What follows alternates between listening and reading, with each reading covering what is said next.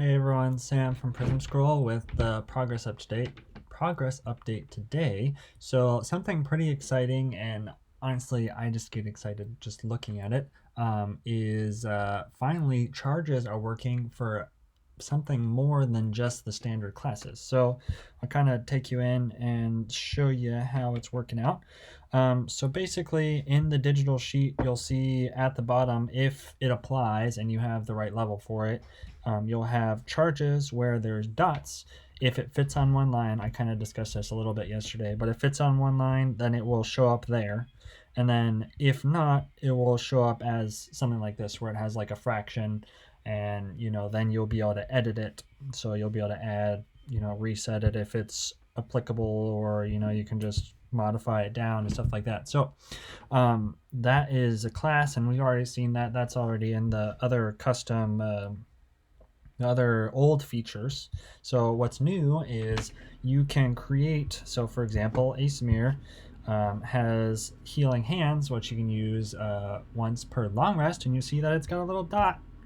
So as you know, in old features, only standard classes had the usage tracking. So now you can create any usage thing that you want. So for example, I can keep track of my radiant soul now when I turn into an angel for my game.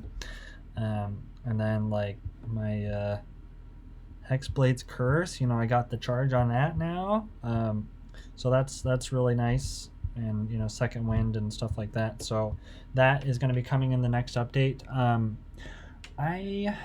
With getting that figured out, there's going to be a lot of testing that I have to do because I don't know, there's things that are going to go wrong. So maybe I'll spend tomorrow kind of doing testing and things like that, and then release on Friday. But that's kind of where we stand now. It's really awesome that you can finally have charges for things outside of standard classes. It's a really big deal. So even if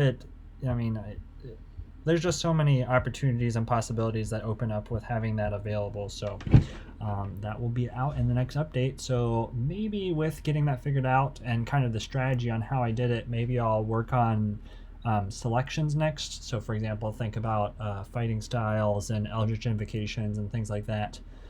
Maybe I'll work on that next. But right now I'm probably leaning toward just releasing these two special effects, and then because I don't want to hold this up, because this is a pretty big, I think it's a really, it's not really that big of an update, but it has so much value that it provides for anybody that uses the digital sheet, because then you're not going to have to go to the old features interface to check your usages.